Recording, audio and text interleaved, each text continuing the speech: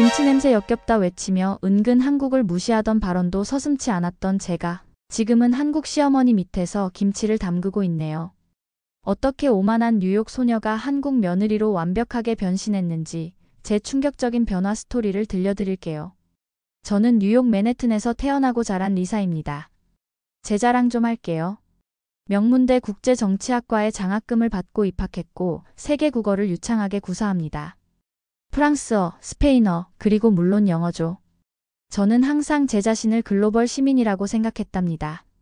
하지만 솔직히 말하면 그 글로벌에 아시아는 포함되지 않았어요. 특히 한국이란 나라는요. 제 룸메이트가 된 민지를 처음 만났을 때 그냥 평범한 교환학생이라고만 생각했습니다. 안녕, 난 리사야. 넌 중국에서 왔어? 아니면 일본? 이렇게 물었던 제 모습이 지금 생각하면 정말 창피하네요.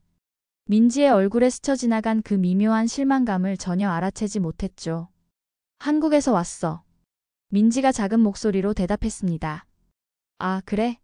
북한 아니고? 제가 킥킥거리며 농담처럼 던졌던 말이었어요. 민지가 억지로 웃는 모습이 아직도 선명히 기억납니다. 기숙사 방에서 민지가 한국 음식을 먹을 때마다 저는 코를 찡그렸어요. 이게 무슨 냄새야? 고양이 사료 같은데? 이런 말을 서슴없이 내뱉었죠. 민지는 그저 미소 지으며 김치인데 맛있어. 한번 먹어볼래? 라고 물었지만 저는 단호히 거절했어요. 그때 민지의 눈에 스친 서운함을 왜 몰랐을까요? 수업 중에도 저는 항상 우월감에 차 있었습니다. 민지가 토론 시간에 의견을 말할 때면 그건 너희 나라에서나 통하는 얘기야.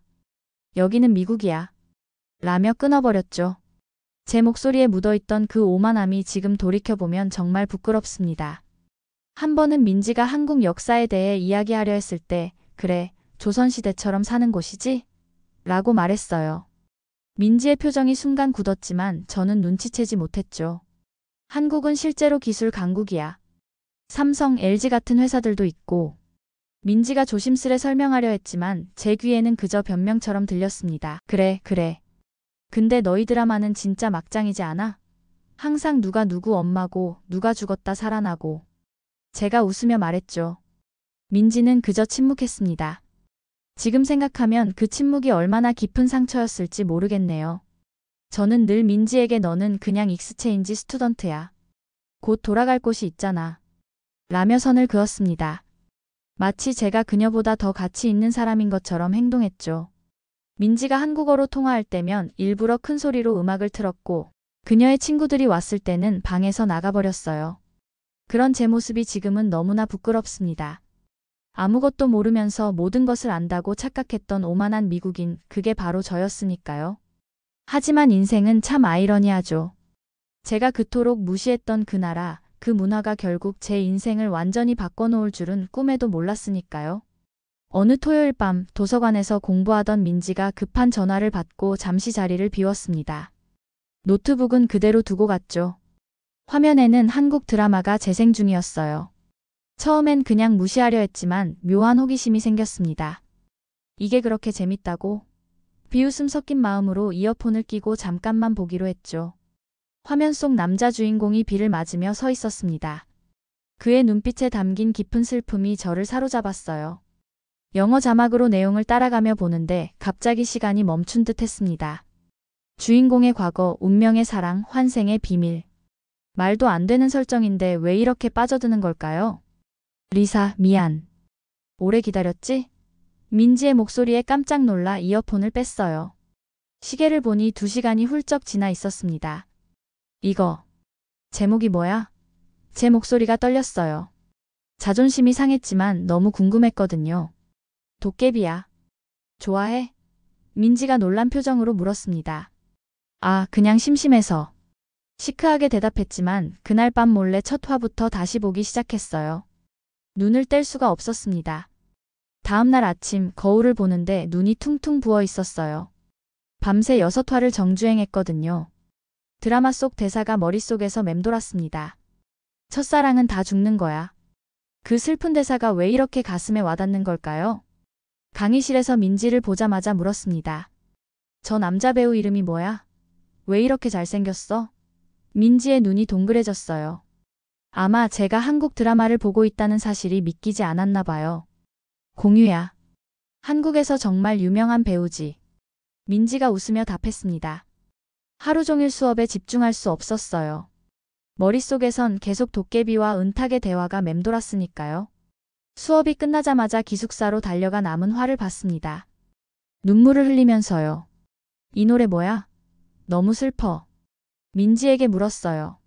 안녕이라는 노래였습니다. 가사의 의미를 알고 싶어 민지에게 번역해달라고 부탁했죠. 네가 한국어에 관심 있어? 민지의 목소리에 놀라움이 묻어났어요. 그냥 궁금해서. 아직도 자존심이 허락하지 않았지만 호기심은 더 커져갔습니다. 일주일 만에 도깨비를 다 봤어요. 그리고 바로 태양의 후예를 시작했죠. 군인 역할의 송중기에게 완전히 매료되었습니다. 왜 이렇게 한국 남자들은 여자에게 로맨틱하고 다정한 걸까요? 미국 남자들과는 너무 달랐어요. 민지야, 한국 남자들 다 저렇게 여자한테 잘해? 부끄러운 마음으로 물었습니다. 민지가 웃으며 대답했어요. 드라마니까 과장된 면도 있지만 한국 남자들은 확실히 세심한 편이긴 해. 점점 더 한국 문화에 빠져들었습니다. K-팝도 듣기 시작했고 한국 음식에 대한 거부감도 사라졌어요. 어느 날은 민지가 라면을 끓이는데 그 냄새가 갑자기 너무 맛있게 느껴졌습니다. 나도 한 입만 먹어볼까? 조심스레 물었죠. 민지의 얼굴에 피어난 미소가 아직도 기억나요. 그 순간부터 모든 것이 달라지기 시작했습니다. 한국 드라마에 완전히 빠져든 지 2달, 저는 몰래 한글 공부를 시작했습니다. 유튜브로 기초 한국어를 배우면서 안녕하세요, 감사합니다 같은 인사말을 연습했죠. 민지 앞에서 갑자기 안녕하세요? 라고 말했을 때 그녀의 놀란 표정은 정말 보물 같았어요. 리사, 한국어 공부해? 민지가 놀라워하며 물었습니다. 그냥 재미로 조금. 부끄러운 마음에 대수롭지 않게 넘기려 했지만 사실 매일 밤 2시간씩 공부하고 있었어요. 한국 여행 유튜브 채널을 발견한 것은 또 다른 전환점이었습니다. 서울의 화려한 밤거리, 깔끔한 지하철, 24시간 편의점, 한강에서 치맥 먹는 모습. 이 모든 것이 제게는 신세계였어요. 지하철에서 사람들이 줄 서서 기다린다고? 뉴욕 지하철은 아수라장인데? 유튜브를 보며 혼잣말을 했습니다. 민지는 그저 빙그레 웃더군요. 한국은 정말 안전해. 밤늦게 여자 혼자 돌아다녀도 괜찮을 정도로. 민지의 말에 더욱 호기심이 생겼습니다. 유튜브에서 본 명동의 화려한 쇼핑거리, 북촌한옥 마을의 전통 가옥들, 강남의 세련된 카페들. 모든 것이 제 상상과 너무 달랐어요. 조선시대처럼 사는 곳이라고 무시했던 나라가 이렇게 현대적이고 세련되다니 충격이었습니다. 민지야, 한국에 가면 뭐가 제일 좋을까? 어느 날 저녁 용기를 내어 물었어요. 민지의 눈이 동그래졌습니다. 리사, 너 진짜 한국에 가고 싶어? 가슴이 두근거렸어요. 그래요, 정말 가고 싶었습니다. 제가 그토록 무시했던 나라에 직접 가서 확인하고 싶었어요. 응, 생각 중이야. 그날 밤 노트북 앞에 앉아 비행기 티켓을 검색했습니다. 손가락이 떨렸어요. 내가 지금 뭐 하는 거지? 하는 생각도 들었지만 이상하게 설렜습니다. 마우스 클릭 한 번으로 뉴욕에서 서울까지의 편도 티켓을 예약했어요. 여름방학 동안 1달간 머무를 계획이었죠. 내가 미쳤나 봐. 티켓 예약 확인 메일을 보며 중얼거렸습니다. 다음날 아침 민지에게 티켓을 보여줬어요. 너 진짜 갔구나. 민지가 소리쳤습니다. 우리 부모님께 말할게. 우리 집에서 지내도 돼. 민지의 환한 미소를 보니 마음이 따뜻해졌어요. 그동안 제가 얼마나 그녀에게 상처를 줬을지 생각하니 미안한 마음이 들었습니다. 한국어 더 열심히 배워야겠다. 결심했죠. 이제는 단순한 호기심을 넘어 진심으로 한국 문화를 이해하고 싶었습니다. 밤마다 한국어 단어장을 외우고 한국 역사 다큐멘터리를 찾아봤어요. 6.25 전쟁 후 폐허에서 경제 강국으로 성장한 한국의 역사가 경이로웠습니다. 한강의 기적이라 불리는 경제성장, 세계를 사로잡은 K-팝과 한류. 제가 얼마나 무지했는지 깨달았어요. 출발 일주일 전 민지가 제게 작은 선물을 줬습니다. 한국어로 된 여행 가이드북이었어요. 리사, 너의 첫 한국 여행이 정말 특별했으면 좋겠어. 민지의 진심 어린 말에 눈물이 핑 돌았습니다. 고마워, 민지야. 정말 고마워. 그때 처음으로 진심으로 감사함을 느꼈어요. 그리고 한국에서의 모험이 기다리고 있었습니다. 인천국제공항에 발을 딛는 순간 심장이 쿵쾅거렸습니다. 내가 정말 한국에 왔구나. 입국장을 나서자마자 느껴지는 질서와 깔끔함에 놀랐어요. 공항 바닥은 반짝반짝 빛났고 사람들은 모두 줄을 서서 이동했습니다. 여기 공기까지 다르네. 라고 혼잣말이 나왔죠. 민지 부모님께서 마중 나오셨어요. 리사, 한국에 온 것을 환영해. 서툰 영어로 인사하시는 모습이 너무 다정했습니다. 서울로 가는 길, 차장 밖으로 펼쳐진 풍경은 제가 상상했던 것과 완전히 달랐어요. 초고층 빌딩들, 반짝이는 간판들, 세련된 도시 모습. 마치 미래도시에 온 것 같았습니다. 민지네 집은 아파트 단지 안에 있었어요. 엘리베이터에 비치된 손소독제, 매일 청소되는 복도, 디지털 도어락. 모든 것이 편리하고 안전했습니다. 민지 어머니께서 준비해 주신 저녁은 제 생애 처음 먹어보는 한식 풀코스였어요. 이게 다 뭐야? 식탁 위에 가지런히 놓인 여러 반찬들을 보며 물었습니다. 한국에서는 밥과 함께 여러 반찬을 먹어. 이건 김치, 이건 된장찌개. 민지가 하나하나 설명해 줬어요. 처음으로 김치를 진지하게 맛봤는데 맵지만 묘하게 중독성이 있었습니다. 다음 날 혼자 카페에 갔어요. 주문하려고 하는데 키오스크가 있더군요. 터치 몇 번으로 주문과 결제가 끝났습니다. 직원이 제 이름을 부르며 음료를 건네주었고 기계처럼 정확하고 빠른 서비스에 감탄했어요. 지하철을 타고 명동으로 향했습니다. 뉴욕 지하철과는 차원이 다른 깔끔함과 정확성이 놀라웠어요. 모든 안내방송이 한국어와 영어로 나오고 사람들은 질서 있게 줄을 서서 탑승했습니다. 교통카드 하나로 지하철, 버스, 편의점까지 이용할 수 있다는 점도 편리했어요. 명동 거리는 사람들로 북적였지만 이상하게 질서정연했습니다. 쓰레기통을 찾기 힘들었는데 그럼에도 거리는 깨끗했어요. 왜 쓰레기통이 없지? 민지에게 물었더니 각자 자기 쓰레기는 집에 가져가서 버려. 라고 답했습니다. 그 책임감이 놀라웠어요. 길을 건널 때 모든 사람들이 신호등을 지키는 모습도 인상적이었습니다. 뉴욕에서는 상상도 할 수 없는 광경이었죠. 그런데 더 놀라운 장면을 목격했어요. 노인 할머니가 길을 헤매고 있을 때 여러 젊은이들이 먼저 다가가 도와주는 모습이었습니다. 젊은 사람들이 노인을 저렇게 공경해? 제 눈에는 감동적인 장면이었어요. 한 카페에서 쉬고 있을 때 옆 테이블의 여성이 지갑을 두고 나갔습니다. 누군가 바로 그녀를 쫓아가 지갑을 돌려주는 모습을 봤어요. 아무도 그것을 특별한 행동으로 여기지 않는 듯 했습니다. 그저 당연한 일인 것처럼요. 그날 밤 민지네 집으로 돌아오면서 생각했습니다. 내가 그렇게 무시했던 나라가 이 정도라고? 부끄러움과 동시에 경외감이 밀려왔어요. 한국은 제가 상상했던 것보다 훨씬 발전되고 질서 있고 따뜻한 나라였습니다. 민지 어머니께서 내주신 따뜻한 보리차를 마시며 창밖을 바라봤어요. 서울의 밤은 화려한 불빛으로 가득했습니다. 그 순간 제 마음속 어딘가에서 변화가 시작되고 있었어요. 한국에 온 지 일주일째 저는 강남역 근처 스타벅스에 앉아 있었습니다. 노트북으로 블로그에 한국 여행기를 쓰고 있었죠. 한국, 내가 완전히 오해했던 나라라는 제목으로요. 너무 집중하다 보니 시간 가는 줄 몰랐어요. 1시간쯤 글을 쓰고 자리에서 일어났는데 그만 가디건을 의자에 두고 나와버렸습니다. 30분쯤 지나서야 가디건이 없다는 걸 깨달았어요. 아, 이런.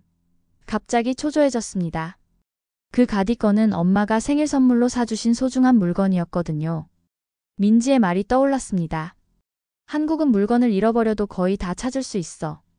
사람들이 남의 물건에 손대지 않거든. 정말 그럴까?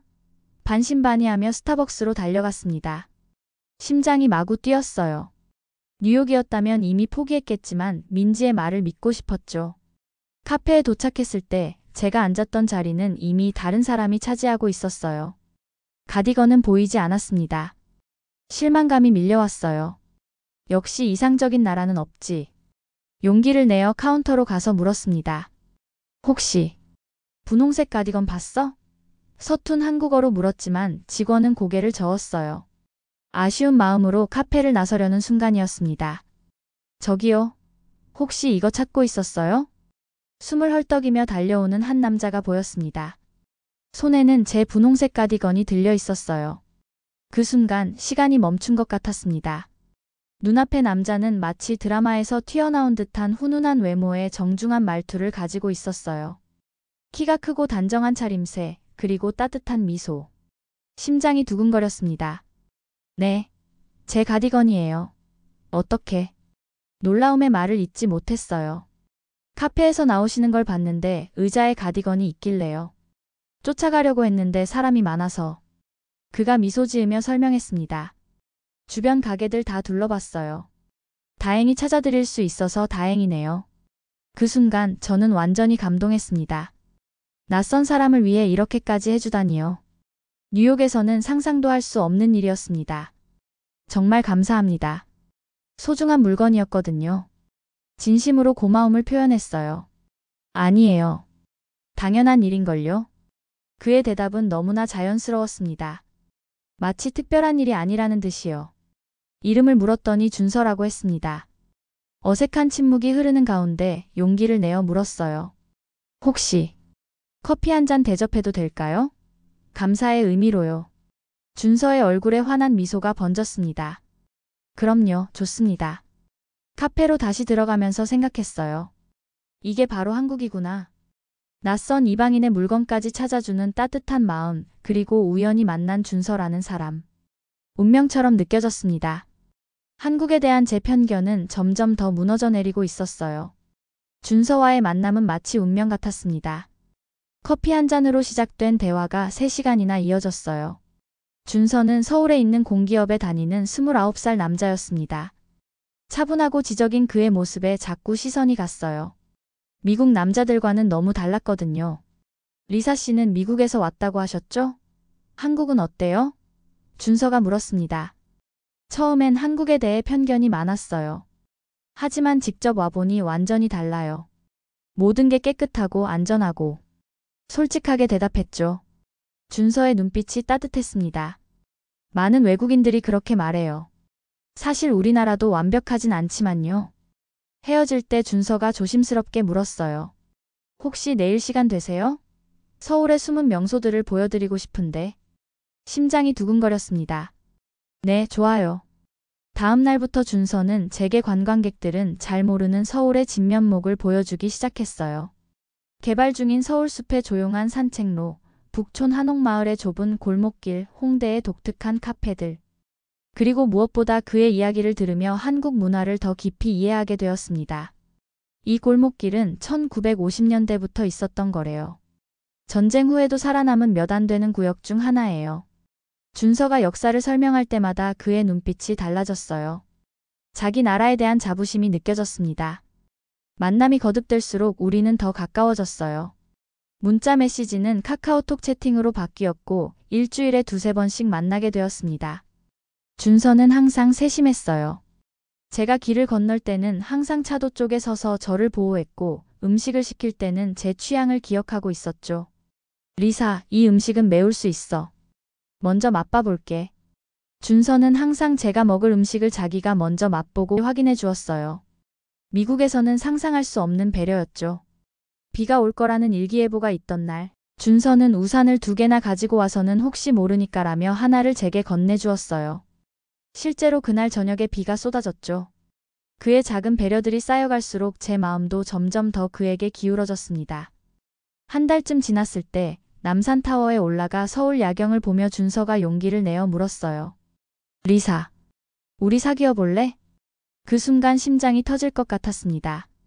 드라마에서만 보던 고백 장면이 현실에서 펼쳐지는 것 같았거든요. 응, 좋아. 처음으로 손을 잡았을 때 그 따뜻함이 아직도 생생합니다. 준서는 한국의 데이트 문화를 하나하나 알려주었어요. 100일 기념일, 커플 아이템, 반지 선물. 모든 것이 새롭고 설레었습니다. 준서의 작은 배려들은 연인이 된 후에도 계속되었어요. 제가 좋아하는 캐릭터를 알게 되면 그 인형을 깜짝 선물로 주기도 하고, 제가 지나가듯 말한 음식이 먹고 싶다고 하면 다음날 그 음식을 들고 나타나기도 했죠. 한 번은 제가 밤늦게 도서관에서 공부하고 있을 때였어요. 준서에게 아직 공부 중이라고 문자를 보냈는데 30분 후에 도서관 앞에 그가 서 있더라고요. 손에는 따뜻한 음료와 간식이 들려 있었죠. 공부하느라 배고플 것 같아서. 그의 말에 가슴이 따뜻해졌어요. 미국 남자친구들은 절대 이렇게 세심하게 챙겨주지 않았어요. 데이트 장소도 항상 제가 정해야 했고 선물이나 이벤트는 기대하기 어려웠죠. 하지만 준서는 달랐어요. 항상 한 발 앞서 생각하고 제 마음을 읽는 듯 했습니다. 준서야, 어떻게 이렇게 다정할 수 있어? 궁금해서 물었어요. 준서는 웃으며 대답했습니다. 당연한 거 아닌가? 내가 좋아하는 사람인데. 사귀기 시작한 지 2달 즈음 준서가 제 생일을 위해 깜짝 파티를 준비했어요. 친구들을 모두 초대하고 케이크와 선물을 준비했더라고요.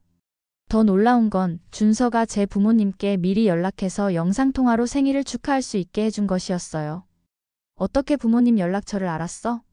놀라서 물었죠. 민지에게 물어봤어. 네가 좋아할 것 같아서. 준서의 세심함에 또 한 번 감동했습니다. 100일을 맞이해 준서는 한강공원에서 특별한 이벤트를 준비했어요. 돗자리 위에 캔들과 꽃으로 장식하고 직접 만든 요리까지 가져왔더라고요. 심지어 기타까지 가져와서 노래를 불러줬습니다. 그 모든 것이 미국 로맨스 영화에서나 볼 법한 장면들이었어요. 한국 남자들 다 너 같아? 장난스럽게 물었어요. 준서는 웃으며 대답했습니다. 다들 나름대로 표현하는 방식이 있지. 하지만 한국에선 연인에게 정성을 보여주는 게 중요해. 연애를 하면서 준서는 제게 한국어도 가르쳐 주었어요. 매일 밤 전화로 그날 배운 한국어 단어를 복습하고 간단한 대화도 연습했죠. 실수해도 절대 비웃지 않고 항상 격려해 주었어요. 오늘은 사랑해를 배워볼까? 준서가 어느 날 말했어요. 사랑해? 뜻이 뭐야? 물었죠. I love you. 준서의 대답에 심장이 두근거렸어요. 사랑해, 준서야. 처음으로 한국어로 사랑을 고백했습니다. 한국에 온 지 3주차, 원래 계획대로라면 일주일 후면 돌아가야 했습니다. 하지만 마음은 이미 한국에 머물기로 결정했어요. 한국어 학원에 등록하고 어학연수 비자로 전환하기 위해 서류를 준비했죠. 리사, 정말 더 있을 거야? 민지가 놀라워하며 물었어요. 응, 한국어를 제대로 배우고 싶어. 그리고 말을 멈추고 웃었습니다. 민지도 알 것 같았죠. 준서 때문이라는 걸요. 준서에게 제 결정을 이야기했을 때 그의 얼굴에 환한 미소가 번졌어요. 정말요? 진짜 기뻐요. 그날 밤 우리는 한강변을 걸으며 미래에 대해 이야기했습니다.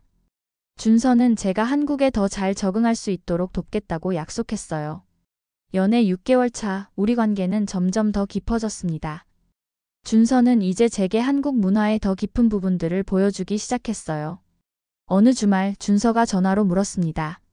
리사, 우리 집에서 오늘 김장하는 날인데 와볼래?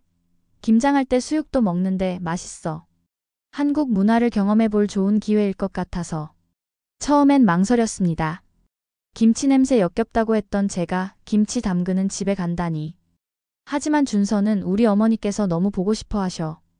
꼭 한번 오면 좋겠어 라고 말했죠. 그의 진심 어린 눈빛에 거절할 수 없었어요. 준선의 집에 도착하자 거실 한가운데는 커다란 양푼이 놓여 있었어요. 배추와 무, 갖은 양념들이 가지런히 준비되어 있었고 맛있는 수육 향기가 집안에 가득했습니다. 준서 어머니는 따뜻하게 저를 맞아주셨어요. 앉아서 조금만 기다려. 곧 수육 먹을 거야. 준서가 번역해 주었습니다. 저는 호기심에 김치 담그는 과정을 유심히 지켜봤어요.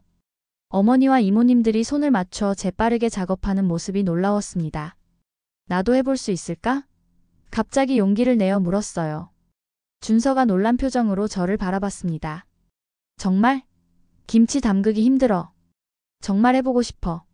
한국 문화를 직접 경험해보고 싶어서. 진심으로 말했어요. 준서가 어머니께 제 말을 전하자 어머니는 환하게 웃으시며 앞치마 하나를 건네주셨습니다.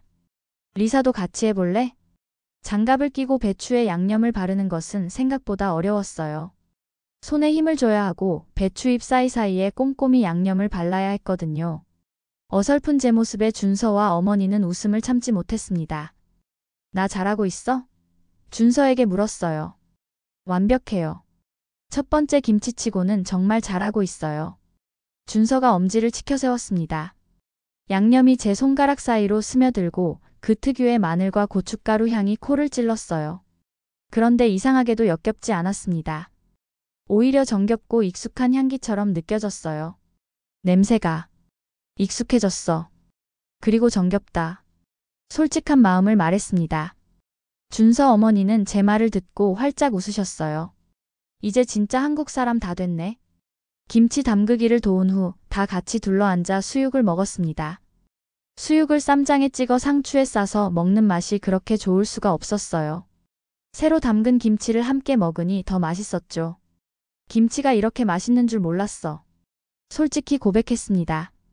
식사 후 어머니는 저에게 작은 통에 담긴 김치를 선물해 주셨습니다. 이건 네가 직접 담근 첫 김치야. 맛있게 먹어. 그날 저녁 용기를 내어 김치찌개를 만들어 보기로 했어요.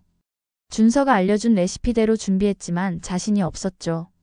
그래도 준서를 초대해 제가 직접 만든 첫 한국 요리를 대접하고 싶었거든요. 와, 직접 만든 거예요? 정말 맛있네요. 준서가 한 입 먹고 놀라워했습니다. 정말? 거짓말 안 하는 거지? 불안했지만 기뻤어요. 진심이에요. 어머니가 해주시는 맛과는 조금 다르지만 리사만의 특별한 맛이 있어요. 그 말에 가슴이 벅차올랐습니다. 김치 냄새가 역겹다고 했던 제가 이제는 직접 김치찌개를 만들어 한국인에게 대접하고 있다니. 얼마나 많이 변했는지 스스로도 놀라웠어요. 제 변화는 거기서 그치지 않았습니다. 이제는 한국 음악을 듣고 한국 드라마를 자막 없이 이해하려고 노력했어요. 한국어 학원에서도 열심히 공부했고 준서와는 가능한 한 한국어로 대화하려고 노력했죠. 리사, 한국말 정말 늘었다. 이제 거의 한국 사람 같아. 준서의 칭찬에 어깨가 으쓱했어요. 한국 생활 1년 차, 저는 이제 한국 문화에 완전히 적응해가고 있었습니다.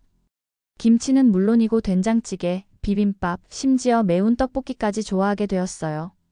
신발을 벗고 집에 들어가는 것, 어른들께 공손하게 인사하는 것, 대중교통에서 노약자에게 자리를 양보하는 것. 이 모든 것들이 자연스러운 일상이 되었습니다. 준서는 제 변화를 가장 가까이에서 지켜보았어요. 리사, 처음 만났을 때랑 정말 달라졌어. 더 행복해 보여. 한국에 와서 정말 많은 걸 배웠어. 특히 너 덕분에. 진심으로 말했습니다. 저녁 식사 후 준서가 갑자기 진지한 표정으로 말했습니다. 리사, 학교 끝나면 돌아갈 거야? 심장이 두근거렸어요. 아직 결정 못했어. 준서가 저의 손을 살짝 잡았습니다. 한국에 더 오래 있으면 좋겠어. 너를 더 알아가고 싶어. 그 순간 저는 알았어요. 이곳이 제가 있어야 할 곳이라는 것을요. 미국에서의 제 모습, 한국 문화를 무시했던 그 오만한 태도가 부끄러워졌습니다. 이제는 다른 사람이 되고 싶었어요. 더 겸손하고 더 열린 마음을 가진 사람으로요. 한국 생활이 길어지면서 저는 블로그에 제 경험을 기록하기 시작했어요. 미국 소녀의 한국 사랑 이야기라는 제목으로요. 처음엔 그냥 일기장처럼 시작했는데 점점 많은 외국인들이 제 글을 읽기 시작했습니다. 김치찌개 만드는 법 좀 알려주세요. 한국 남자친구를 사귀는 건 어때요? 한국 생활에서 가장 어려운 점은 뭔가요? 이런 질문들이 쏟아지기 시작했어요. 저는 제 경험을 솔직하게 공유했습니다. 특히 한국 문화에 대한 제 오해와 편견들, 그리고 어떻게 그것들이 깨졌는지에 대해서요. 처음엔 한국을 조선시대에 멈춘 나라라고 생각했어요. 하지만 실제론 첨단 기술과 전통이 공존하는 나라예요. 김치 냄새가 싫었는데 이제는 매일 먹어도 질리지 않아요. 한국 남자들은 드라마처럼 완벽하진 않지만 정말 세심하고 배려심이 많아요. 제 솔직한 글들이 많은 사람들의 공감을 얻었고 블로그 방문자 수는 날마다 늘어갔어요. 준서는 제 블로그를 가장 열심히 읽는 독자였습니다. 너의 시선으로 본 한국이 정말 새롭고 재밌어. 자상한 댓글도 잊지 않았죠. 그런 준서에게 더욱 빠져들었고 한국 문화와 함께 저는 점점 더 달라져 갔습니다. 한국에서의 미래를 꿈꾸기 시작했어요. 그리고 그 미래에는 항상 준서가 함께였습니다. 준서와 연애 시작한 지 2년, 한국에 온 지 2년 반이 지났습니다. 어학연수를 마치고 이제는 서울의 한 대학원에서 한국학을 공부하고 있었어요. 한국어도 많이 늘어서 이제는 일상 대화가 가능할 정도였죠. 물론 가끔 내가 대신 니가를 써서 민지를 당황시키기도 했지만요. 어느 날 저녁 준서가 특별한 데이트를 준비했다고 했습니다. 한강공원으로 향했어요. 밤하늘에 별이 가득한 날이었습니다. 강변을 걷다가 준서가 갑자기 무릎을 꿇었어요. 리사, 나와 결혼해 줄래? 눈물이 왈칵 쏟아졌습니다. 그렇게 저희는 약혼했고 결혼 준비를 시작했어요. 준서 부모님은 저를 딸처럼 기뻐해 주셨고 미국에 있는 저의 부모님께도 영상통화로 인사를 드렸죠. 전통 혼례식을 하면 어떨까? 준서가 제안했어요. 북촌에 있는 한옥에서요. 처음엔 부담스러웠지만 한국의 전통을 온전히 경험하고 싶었습니다. 결혼식 날 붉은 한복을 입고 화장을 하니 정말 다른 사람이 된 것 같았어요. 거울 속에 비친 제 모습은 마치 한국 드라마의 여주인공 같았습니다. 미국에서 부모님과 친구들이 날아왔고 한국의 친구들도 모두 축하해 주었어요. 특히 민지는 제 들러리가 되어 주었죠. 리사, 이렇게 될 줄 누가 알았겠어? 네가 처음에 한국을 얼마나 무시했는데. 민지가 장난스럽게 하지만 진심으로 말했어요. 전통 혼례식은 생각보다 복잡했습니다. 절을 여러 번 해야 했고 여러 의식들이 있었어요. 하지만 모든 순간이 특별했습니다. 특히 어머니께 받은 청사초롱을 들고 걸을 때 마치 시간을 거슬러 온 듯한 느낌이 들었어요. 우리 딸 정말 예쁘네. 준서 아버지께서 처음으로 저를 딸이라고 부르셨을 때 눈물이 났습니다. 결혼식 후 저는 본격적으로 한국 문화 알리기에 나섰어요. SNS에 한국 문화와 음식에 대한 콘텐츠를 올리기 시작했죠. 처음엔 그냥 취미였는데 점점 팔로워가 늘어나면서 제대로 된 콘텐츠 크리에이터가 되었습니다. 처음엔 한국을 무시했지만 이곳은 내가 사랑을 배우고 나를 바꿔준 곳이에요. 제 채널 소개글에 이렇게 적었죠. 어느 날 미국의 대형 방송사에서 연락이 왔습니다. 한국 문화를 소개하는 다큐멘터리 프로그램에 출연해달라는 제안이었어요. 망설임 없이 수락했습니다. 제가 한국을 어떻게 오해했고 어떻게 사랑하게 되었는지 많은 사람들에게 알리고 싶었거든요. 촬영 중 기자가 물었습니다. 한국에서 가장 좋아하는 것은 무엇인가요? 생각해보니 대답하기 어려웠어요. 너무 많은 것들이 있었거든요. 깨끗한 거리, 안전한 도시, 맛있는 음식. 하지만 결국 이렇게 대답했습니다. 한국 사람들의 따뜻한 마음이요. 처음 본 외국인에게도 자신의 문화를 기꺼이 나누는 그 마음이 가장 좋아요. 다큐멘터리가 방영된 후 더 많은 사람들이 제 채널을 찾아왔습니다. 한국에 관심을 갖기 시작한 미국인들, 문화 교류에 관심 있는 한국인들. 저는 두 나라를 이어주는 다리가 되어가고 있었어요. 결혼 1주년이 되던 날 저는 특별한 선물을 준비했습니다. 제가 직접 쓴 한국어 편지였어요. 서툴고 어색한 글씨체였지만 진심을 담았습니다. 마지막 방송 촬영에서 카메라를 향해 제가 말했습니다. 안녕하세요. 저는 리사입니다. 지금은 한국 며느리예요. 처음엔 이 나라를 무시했지만 이제는 제 두 번째 고향이 되었어요. 여러분도 언젠가 한국에 오신다면 마음을 열고 진짜 한국을 경험해 보세요. 여러분의 인생도 바뀔지 모르니까요. 이제 저는 완전히 다른 사람이 되었습니다. 오만했던 미국 소녀는 사라졌고 두 문화를 모두 사랑하고 존중하는 새로운 리사가 태어났어요. 한국은 더 이상 멀고 낯선 나라가 아니라 제 인생을 완전히 바꿔놓은 특별한 장소가 되었습니다. 그리고 앞으로도 저는 이 두 세계 사이의 다리가 되어 많은 사람들에게 진정한 문화 교류의 가치를 전할 것입니다. 여러분, 오늘 이야기 어떠셨나요? 우리가 미처 알지 못하는 다른 문화, 다른 나라의 아름다움을 발견하는 순간은 정말 특별하죠. 낯선 것에 대한 선입견을 내려놓고 열린 마음으로 세상을 바라본다면 저처럼 인생이 완전히 바뀔지도 모르니까요. 긴 시간 함께 해주셔서 감사합니다. 구독자 여러분 행복한 하루 보내세요. 지금까지 감동민국이었습니다. 감사합니다.